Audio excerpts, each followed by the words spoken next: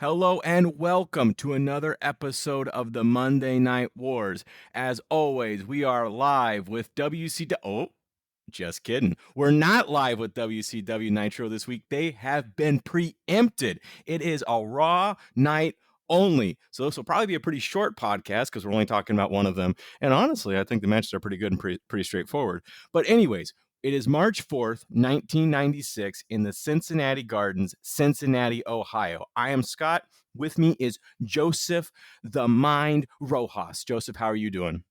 Is there somebody named the Mind? Because that's a really No. great name. I like that. No. All of my nicknames are completely off the dome made Oh up. God! Now Now I gotta find out who the Mind is so I can apologize to them. Unless they're dead, in that's which case I true. don't have to. And this is wrestling, so they probably are because a lot of wrestlers die pretty young. Yeah, I think we're gonna get into one in a few weeks. That Yeah. being said, I'm doing great, Scott. How are On you? that note, How are you? Because you almost died last time we did this is our new batch. In the last batch, you were on death's doorstep. I almost died, but the podcast had to go on. So I did it for the people. And I lost my voice as a result. But we are back, and my voice is back, hopefully completely.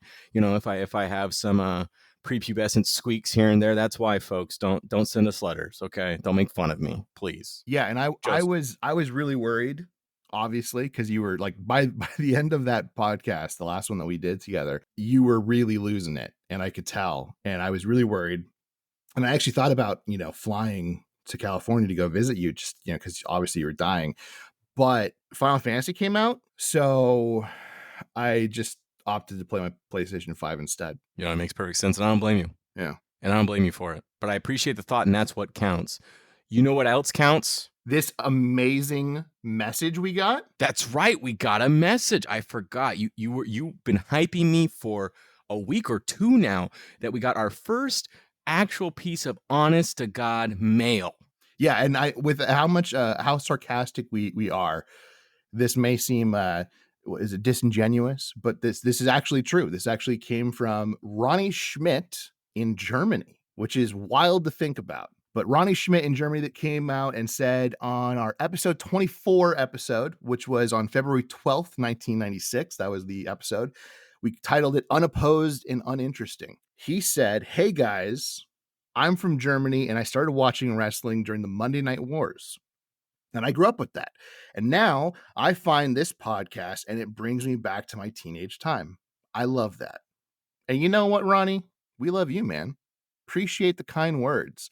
So, Ronnie, glad to have you along. We've actually been slowly moving forward in subscribers. It's not a lot, but it just every week we get another, couple, which has been really cool. So, Ronnie, thanks for the kind words, man. Hope you're sticking around with us for the long run. We do plan on doing this the entire run of the Monday Night Wars and potentially into the brand wars and all that stuff many years from now. We'll see. We might hit ourselves by that point.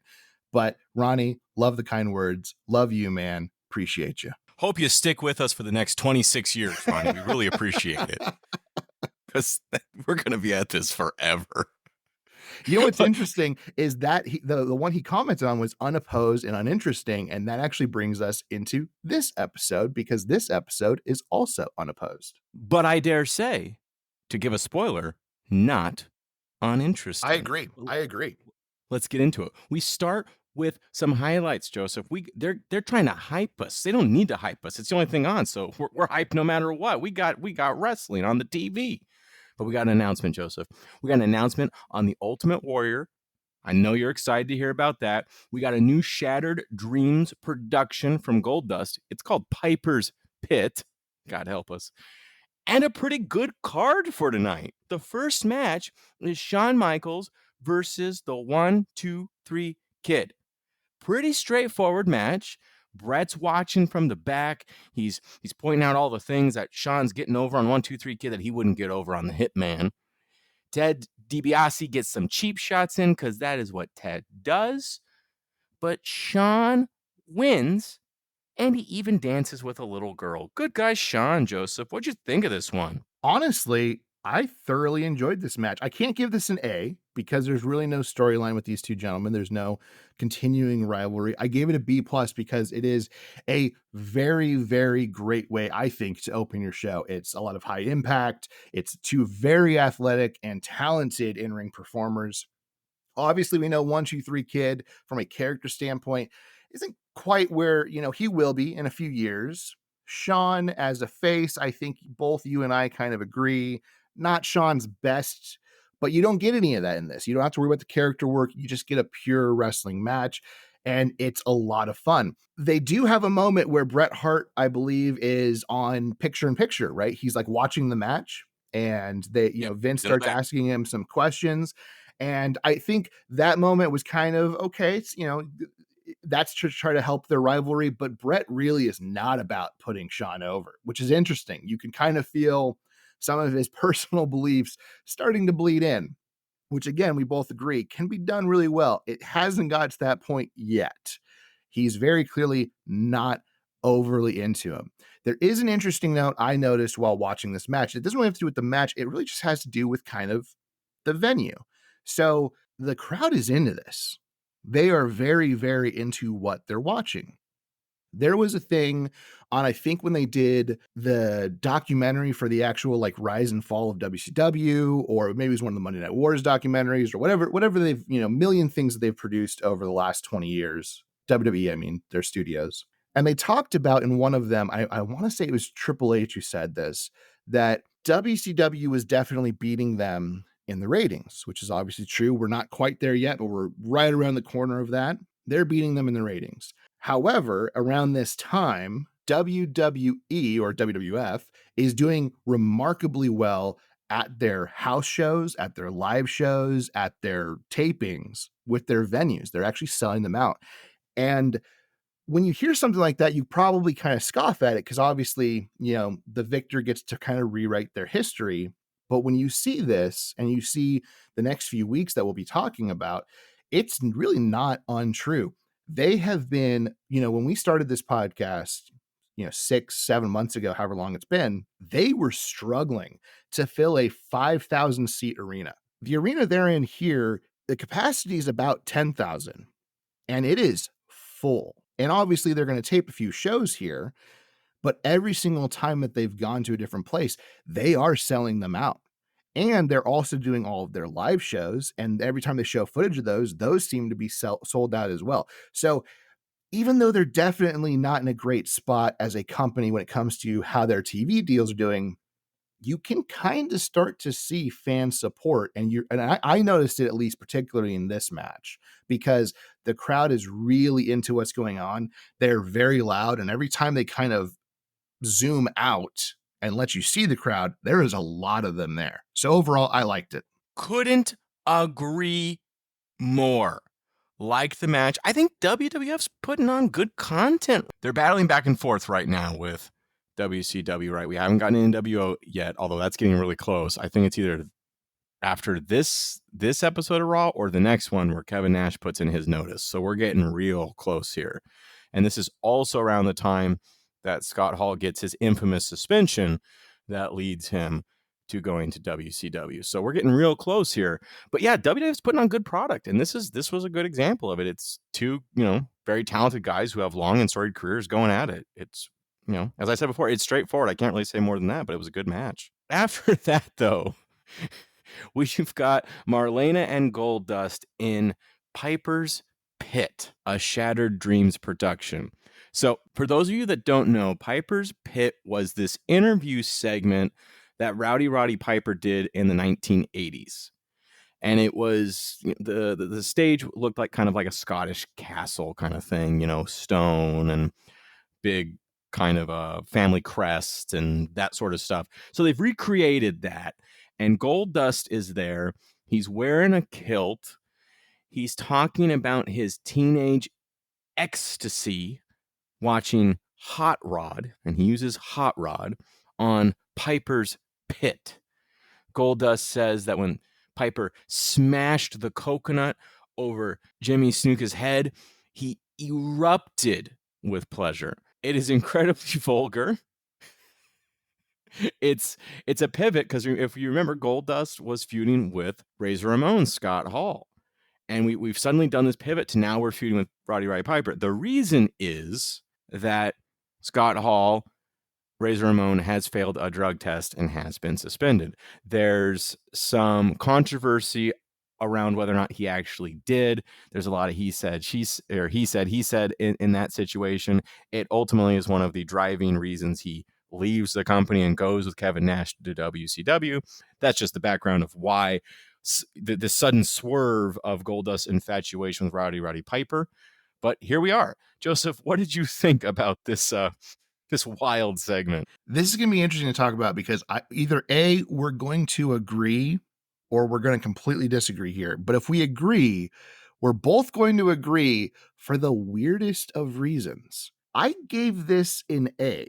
I don't know what the hell is going on in this segment, but I enjoyed every moment of it.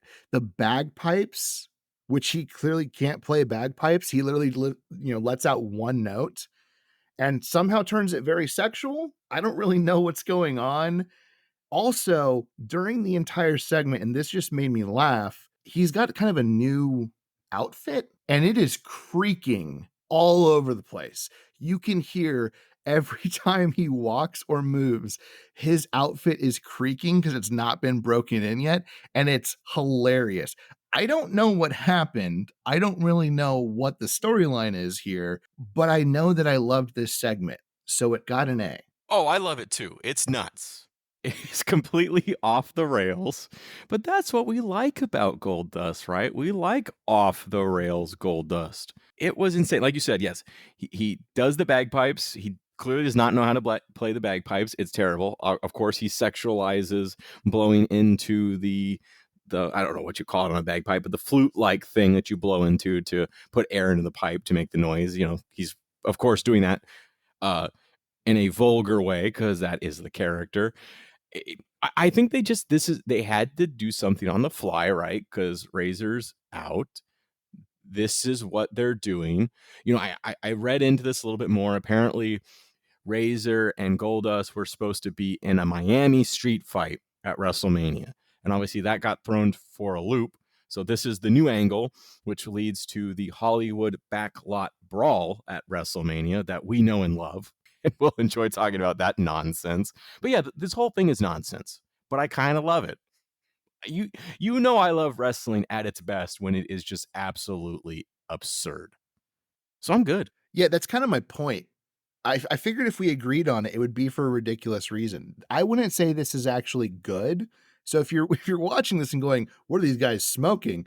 I don't know, but we enjoyed it. You and I gave rave reviews to Pastamania. That's So true. like That's true. The precedent was set at Pastamania. That was episode 1. So yeah. yeah, we've been nothing if not consistent.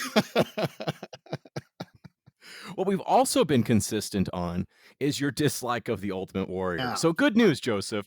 He is coming back at WrestleMania. What did you think about this little vignette they had for him? I actually gave this a C, which is probably the highest thing. I think you're shocked that I even gave it that high. It's a really well done hype video.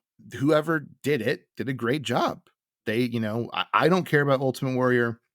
I don't like Ultimate Warrior. I will never be quiet about that. But whoever did this video did a tremendous job. So they deserve props for that. It's a match that I couldn't care less about when we get there. It's one of the most widely criticized matches in WrestleMania history. So we'll get there when we get there. But as far as what they're trying to do with it, it does work. And honestly, I kind of feel like, I don't know if maybe I was just like in a positive mood because of how well I, overall enjoyed this show. But this kind of fits what they need to do, right? We're prepping for WrestleMania. So these next few weeks really have to kind of drive that forward. Yeah, clearly. Ultimate Warrior, whether you like him or not, he's a big name. He's a Hall of Famer. People know him. A lot of people love him. Even if you and I don't think he's particularly interesting, he is well liked in the wrestling community, I guess, even if he's a bit of a racist and a misogynist and all those other things, allegedly. Yeah, I mean, we are on the road to WrestleMania. So that is what That's the purpose of Raw right now, is to sell tickets, to sell pay-per-view buys for WrestleMania. So you got to do it. After that, though, we have a debut, Joseph. We've got a debut. Another guy you know and love, Brad Shaw, although he goes by Justin Bradshaw at this point, and he is up against Hakushi, who apparently now is just a jobber, even though they were like pushing him for a while. I don't really understand where this turn happened, but he loses. Hakushi loses. It's 4 minutes, 13 minutes. It's essentially a squash match. Bradshaw is in control of most of it. During the match, Roddy Piper calls in to respond to Goldust, so we get a great 90s phone interview. Joseph and I love those.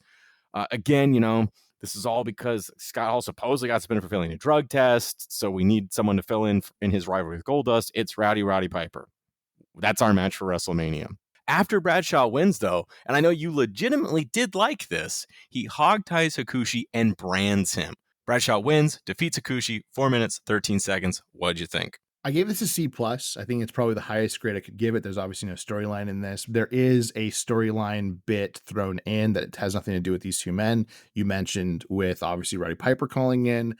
I actually felt that kind of took away from the segment.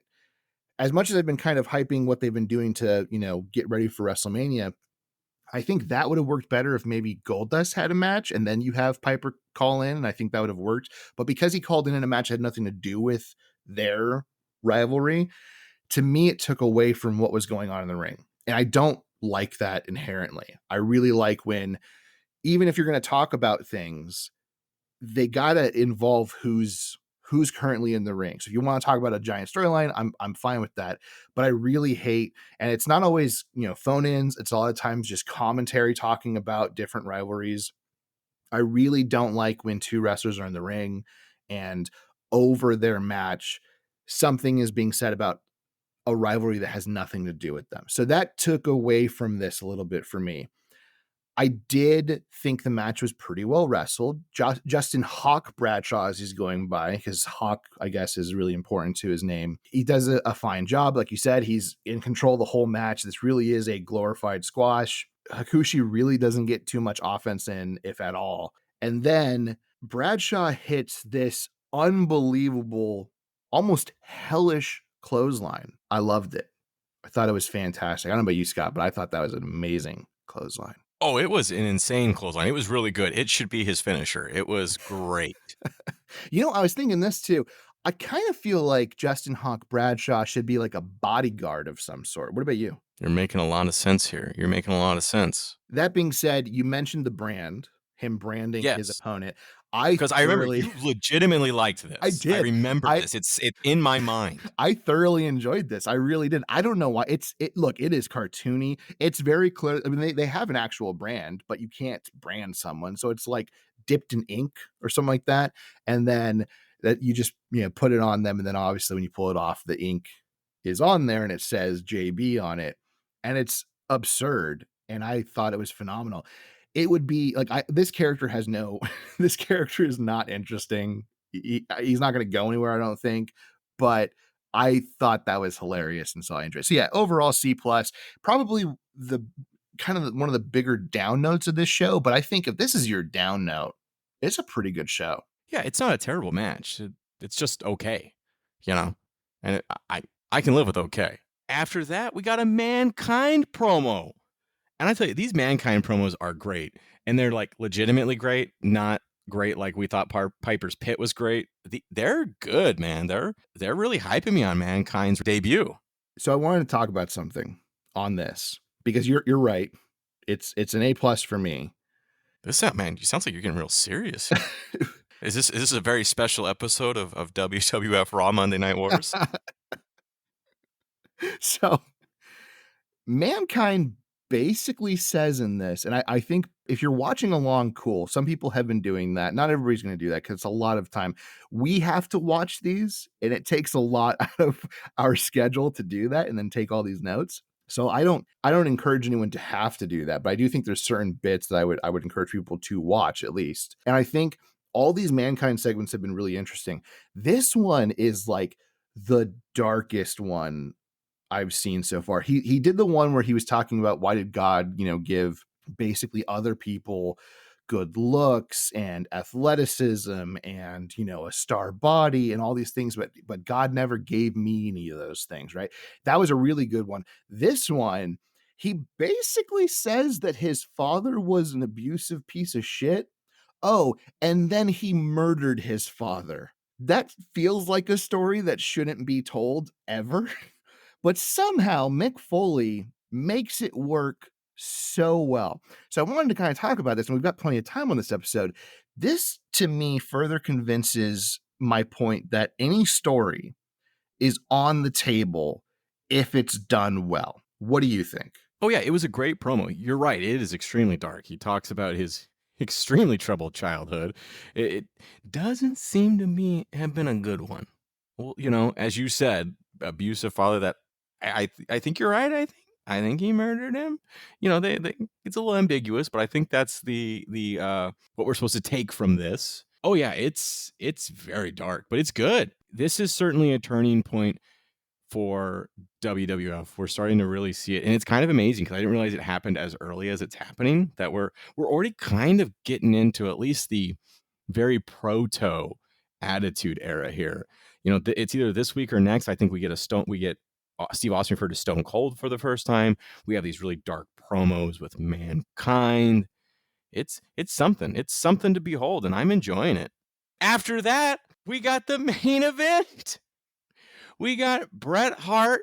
We got Hunter Hearst Helmsley. Shawn Michaels walks out to sit at ringside. Bret doesn't like this. He's distracted by Shawn's presence.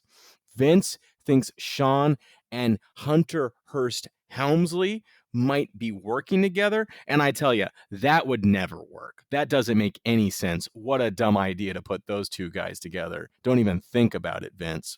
However, Bret wins with the sharp shooter. Joseph, what did you think?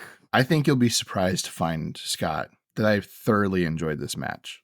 It's a good match. It got an A- for me. I thought it was really well done. There is one thing that was like, what are we doing? Which is Jerry Lawler on commentary is just horrible. I mean, I don't know what he's doing in this. He made a Munsters reference. That's not even timely. Like it doesn't work at all. I don't know. Also, what do you got against the Munsters? Oh, I like the Munsters. I just don't Great show. I don't think that Jerry the King Lawler did a good job of how he did. I mean, look, Munsters, Addams Family. I grew up on like TV Land, so I love all that stuff. He doesn't know how to make it work. Can I say something here? Go for it, Scott. You are criticizing Jerry the King Lawler for making a Munsters reference on a podcast where we routinely make Dragnet, Columbo references, probably even more that I'm just not thinking of at the moment, all the time. Isn't that a little bit of the pot calling the kettle black there, buddy? So I think you bring up an excellent point, and I'd just like to give a little bit of a counter to that, if you don't mind. Are you ready? Go for it. Okay. We don't suck. You got a point. Okay. You got a point. But that's neither here nor there, Scott. Let's talk about this match. You mentioned Shawn coming out, which I thought was honestly really well done. I like this kind of angle they're doing where, Shawn, yeah, he's a baby face. He's a good guy. And obviously, Bret's a good guy too. But we got to create some sort of, why are these guys fighting other than just the title? Right? Because we've tried to do it just being about the title and they really haven't pulled it off. So let's make some, kind of animosity here.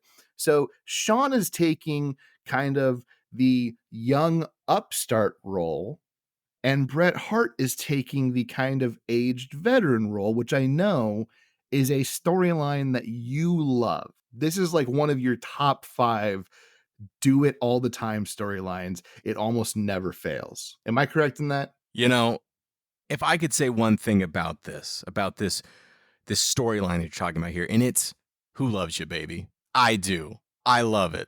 That was a Kojak reference. You're ridiculous. I've been waiting. So Sean has this kind of upstart role, right? And what he does here is he doesn't technically do anything bad, but he comes out and he supports Bret Hart. They've been talking very highly of each other over the last few weeks. Hey, I think you're a great wrestler. No, I think you're a great wrestler. Well, Sean takes it to the next level and he actually supports Bret Hart. He comes out there and roots for him, sitting down on a chair he brought to the ring, sits out on the outside of the ring, and he sits down and he starts cheering for him. Every time Bret is in danger, he's there going, "Oh no, kick out," that kind of stuff. And then when Bret starts doing a great job, yeah, get him, right? But what he's doing is he's playing mind games. It's almost like he's just kind of one-upping Bret with his presence, and I loved that segment. I loved that bit, and this will actually play over the next few weeks and kind of their animosity towards each other. You're starting to see kind of a crack in the "we're both just good guys" thing. No one turns heel, none of that happens, but it does give an extra kind of added flavor to their rivalry, and I like that. I like that because they tried to play it straight, and it really, really, to me, crashed a few weeks ago, where kind of Roddy Piper had to kind of save it, and this is them really going, okay, let's do it a little bit differently. We can still keep the face versus face thing. Let's do it a little bit differently. That's great. One thing I haven't done in quite a few weeks, I feel like, Scott, is really talk about what people are wearing. I've pulled off the gas on that a little bit. It gets old after a while, but I got to talk about what somebody's wearing in this. I mean, you're our fashion correspondent. Shawn If not you, then who? Yeah, Tell us. yeah. Shawn Michaels is wearing a white hat that has in all red, like these big blocky letters in red. It says "kid" across, and then in black cursive across the kid, it says "heartbreak." And I am not joking. When I watched this, I immediately went to eBay to see if I could find this hat because I must have it. I couldn't find it anywhere, which really made me depressed, but it is phenomenal. The hat gets an A+ for me. The segment gets an A-. I thought it was really well done. I thought it gave something interesting and an added flavor to this rivalry. I am really about this episode. You said something that I hadn't actually thought about till you brought it up. The back and forth last week or a couple of weeks ago where Roddy Piper had to kind of come in and save it versus what we got tonight. And you're right. It's absolutely so much better. In fact, I would dare say it's dynamite. Wow, that's an AEW reference, right? And not a black sitcom from the 1970s. No, it's a Good Times reference. Yeah. Oh no, Yeah. my bad. Yeah. Just thought you should know. But you're right. I do love these kind of rivalries. The seasoned veteran versus kind of the upstart new kid, and they're playing it off so well. Bret's the seasoned veteran. He's kind of like he really is. He's just a straight shooter. Some would even say a sharp shooter. I don't get it. Oh, okay. Well, moving on then. and Sean is the new kid in town. He's the new look WWF, the new generation. He's the face of that. So I think it's perfect. It plays into the whole gimmick. It plays into everything really well. I thought they handled it really well. Bret is just completely out of his game because of Sean's presence, and you're right, and Sean's cheerleading him, and it's upsetting Bret. They tumble outside the ring, and he's yelling at Sean. He's trying to get Hunter Hearst Helmsley into different kind of locks and holds, but in a way that he can still kind of keep his eye on Sean. It's really got him out of his headspace, and I think it's great. I thought it was really good. But to finish off the night, Joseph, we got another Billionaire Ted skit. I feel like this one might be the lowest of the low. I feel like I say that every time they've got a Billionaire Ted skit, but this might be the one. This one sees Billionaire Ted Turner and a woman named Candy, I think it was, that's what I wrote down, on a game show. And the premise of the game show is they're asked questions about who made certain comments. Whose quotes are these? And all the quotes seem kind of racist or misogynistic or just inappropriate. And of course, all the answers are Ted Turner. He said every single one of these. And Billionaire Ted gets all the questions wrong. Cindy gets them right. She just keeps saying Ted Turner or Billionaire Ted. And the Nacho Man's giving Ted the thumbs up backstage. billionaire Ted ultimately gets mad because he loses. He says he owns the network and he's going to pull the plug on the show, and we're out. I actually thought that was kind of a clever way to end it, but overall, the segment I thought was kind of a low blow. What did you think, Joseph? Scott, I think you'll be surprised to find that I actually liked this segment. Oh my goodness, you are not being No, facetious. I actually did like this segment. This was, to me, the best Billionaire Ted sketch that they have done. And I want you to hear me out. You can judge me after, feel free to, but here's why. Number one, these are his actual quotes. Number two, the shots, because they're his actual quotes, the shots aren't based on assumption, they're based on facts. And even though, yes, they're definitely low blows, you're not wrong, he said all these things. So that makes these work. Like, these are from interviews. These are from actual segments that he's done, whether on TV or, in the newspaper. He said these things. So they're real. And which is another reason why you can't really sue them for it, because these are actual things that Ted Turner has gone on record as saying. So that does unfortunately work. On top of that, not only do they kind of go away from the assumption base, which that's what they've been doing a lot of weeks, right? They'll say Ted Turner is out to destroy WWF. Well, that's kind of an assumption. You don't actually have any facts to back that up. Ted Turner is using money that's not his, it's from other companies. That's an assumption. You don't actually have any facts to back that up, right? Which is why they kept getting in trouble, because they were making a bunch of large claims that weren't based off of any reality. And instead you have it here. On top of that, they've really been doing a lot of things where they go, Hulk Hogan and Macho Man Randy Savage are old. They can't do this anymore. And, we've been kind of down on Hulk Hogan in the last few weeks, but we're very high on Mach, and at least together in the ring, they both kind of still know what they're doing. So I think that's also kind of an assumption. You're just saying that because they left you. Yeah, Instead, what they do, I dislike Hogan matches, but he's still got the stamina. He yeah. can still do it. And instead of doing that they've been doing for many weeks and all the stuff that we've really criticized them for, not only are they making fun of Ted Turner for things he's actually said, they make fun of WCW for their actual storytelling. And they cut to Hulk Hogan, and he's actively their Hulk Hogan, the huckster, and he's actively trying to help put the handcuffs on, and then is stuck there because nobody bothered to let him out of the handcuffs. So apparently, in their eyes, he's been stuck there since the previous Monday. And I actually laugh. I don't know what's going on, but I thought this was their best segment. It got a C from me. What you talking about, Willis? The show's gonna close out on.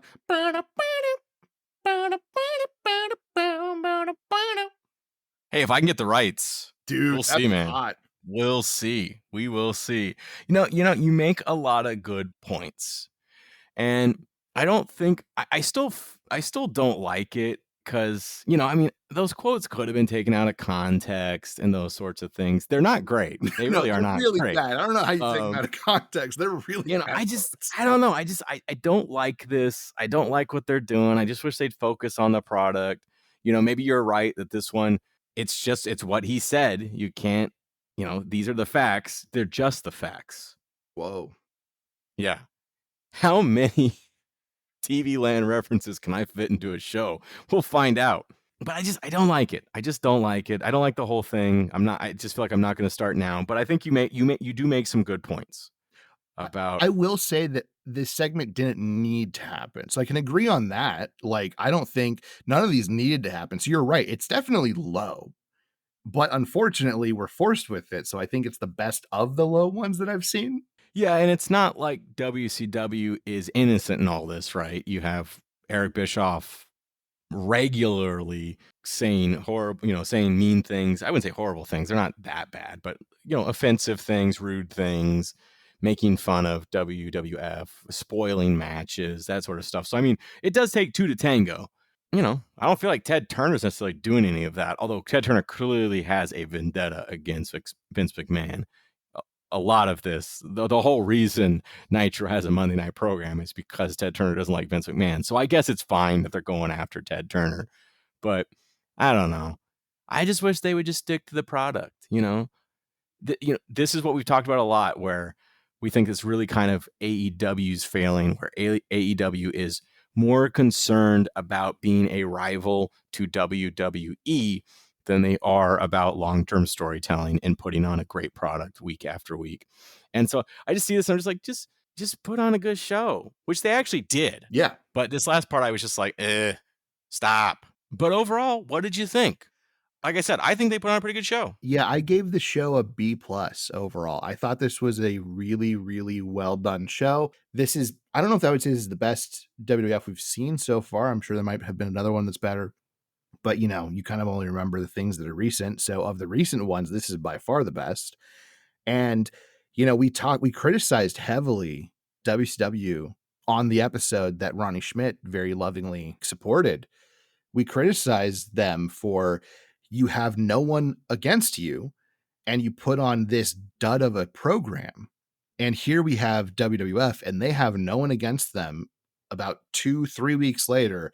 And they put on, to me, a fantastic show that would make me want to watch them again the next week. Yeah, overall, great episode. I really, besides the Billionaire Ted thing, so I'm just kind of tired of. I thought all the matches were good. The Bradshaw match, Hakushi match didn't really progress the storyline or anything, but the match itself was fine. You need matches like that. Sometimes it's fine just to have a match that doesn't really have a storyline. It's your kind of reset, after your Shawn Michaels 1, 2, 3 kid, then you got kind of your reset match, and then you got the main event. I thought it was fine. I thought it served its purpose, and it was not a bad match. And you're right, that clothesline was a doozy. And the hog tying and branding, I actually liked it too, which I don't think I mentioned, but I share your enjoyment of it because that's my kind of wrestling. Just the stupider, the better. And I got it. But who won this week, Joseph? Who won the Monday Night Wars? I'm glad you asked, and it was a really, really tough decision to come to, but I'm going to give the edge to WWF this week. This may be a first time. Actually, we agree all the time. But this may be a first because I agree with you. WWF won. I just felt like WCW's product was lacking this week. Yeah, it was pretty vacant. It was like there was no one there, Almost non-existent. Yeah. Yeah. But what do the fans think, Scott? You tell me, Joseph. You got this is your show. These are your ratings. How did the people like this episode? The people agreed with us, I believe, because we got a monster rating for Raw, which is 3.6. That's huge. That's pretty good. And WCW got a rating of 0 because they weren't on. Wow. Yeah. I thought they had loyal fans. Jesus Christ. I guess not, huh? But that does it. There's no more to say. That's it, man. That's all she wrote. What about like a murder that she wrote? Whoa. Thank you for doing that. I was getting it there, like Yeah. you were like Stockton and Malone, and I was John Stockton, and you were Carl Malone. And so I was just I giving you that ball, man. We've been over this, Scott. I know, that's why I said it. We've been over this. I know, that's why I said it. How dare you compare me to the pedophile, Carl Malone? Allegedly. He's got a lot of dealerships, man. He's got money. Allegedly. Yeah. And none of it goes to his illegitimate kids. Allegedly. We got to end this show before we're not legally allowed to have any more shows. I am Scott. With me is Joseph. Good night, everybody. Bye, guys.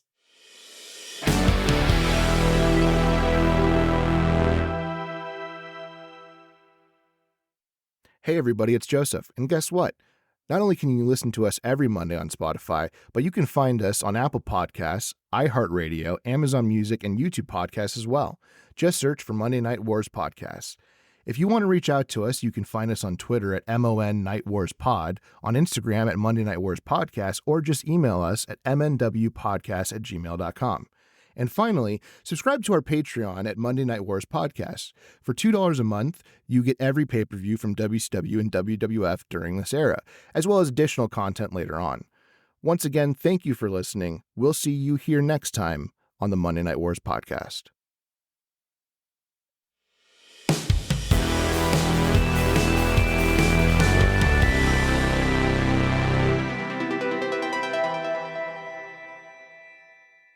Hello and welcome to another episode of the Monday Night Wars. It is March 4th, 1996, and we are live with WCW Nitro at the Cincinnati Gardens, and you guessed it, Des Moines, Iowa. No, I'm kidding, in Cincinnati, Ohio. With me, as always, is Joseph Rojas. Joseph, how are you? We got to restart Why? because you said we're live with WCW Nitro. We are. No, we're not. This first episode is just Raw. Oh my God, you're right. Fucked up, man. Just pause and we'll go back and do it. That's hilarious. Did you go a week ahead? Is that what you're doing? No, I just wasn't looking at the top of my notes. I'd already scrolled down. Mm. So I didn't see the top where it says Raw in big bold letters. That's hilarious. All right, we'll do it again. We'll do it again. Fucking shit. We'll do it live. Fuck it. All right. All right. Pause it again. Muting again.